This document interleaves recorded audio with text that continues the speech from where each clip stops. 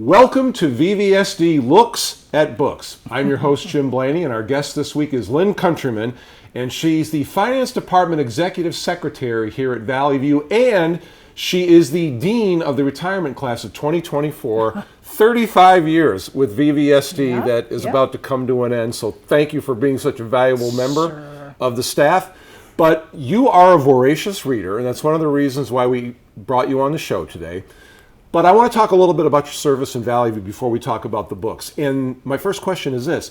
When you applied for a job in Valley View 35 years ago, 1989, did you ever imagine that would be the last time you would ever apply for a job? No, actually it wasn't. I was going to work a couple of years, get some experience, and move on.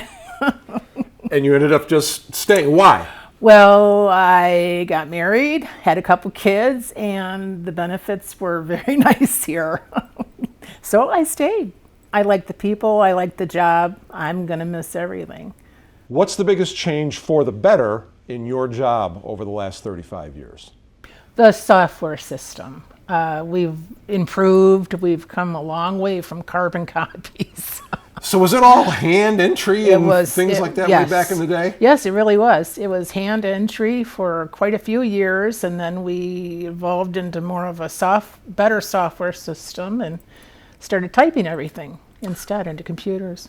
One of the things we, the adults, have to do in education is model the behavior that we're trying to teach to our students. And probably the most important thing in that regard is reading, because it's fundamental to everything that there is in learning. You are a voracious reader. I see you reading all the time in the break room at lunchtime. Why is it that you enjoy reading so much? It takes me to another world. I get a break from what I'm doing. I start reading and I get into that world and just live chapter by chapter. What types of books do you enjoy reading? Fiction. I like fiction books. Again, it just takes me away. I can live someone else's life for a while or whatever they're doing, and it just gives me a break. You told me earlier that by your estimate, you read about 100 books a year. Now let's do a little math, because we're talking about reading. Let's do some math. 100 books times 35 years, 3,500 books. I'm going to ask you to pick out your favorite child. Out of all those books, which one do you say is the best one you've ever read? Ooh, that is hard. Right, because you got to pick from among 3,500. That's very hard, really.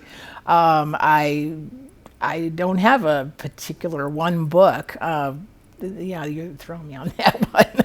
But I'll ask you a little different question. In that, do you finish every one of them? Yeah. Yeah. Was there? Okay, there's never been a book where you've gotten a few pages through and said, "Forget it, I'm not doing this." No, I usually give it at least halfway through. But I really do. I don't. My daughters actually help me, pick a book or send books to me, and that's a lot of times how I find them. But they're very, very good books.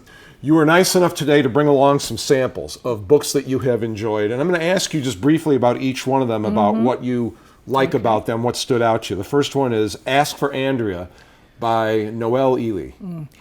This is a book about 5 women that are murdered, so they're turned into ghosts, and they get revenge on their captor. All right. An uplifting story. Okay. Then second, another book by Noelle Ely. This is Run on Red. Again, it says a thriller on the front. It actually is. There a couple of young girls are stalked, so I have 2 young girls, so I thought about it. And it's a very good book. They get out of a very dire situation, and turns out very good. All right, and then the last one is Just Another Missing Person by Gillian McAllister. This one had a very good twist at the end. But you're not going to give it away, right? No, I'm not going to give it away. It threw me at the end. I did not expect what happened at the end, or who did it. Let's put it that way.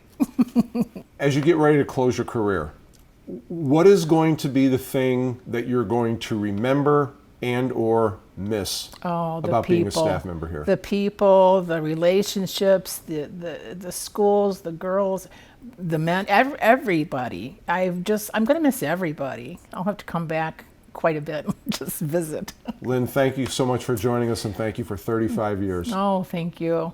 Thank you.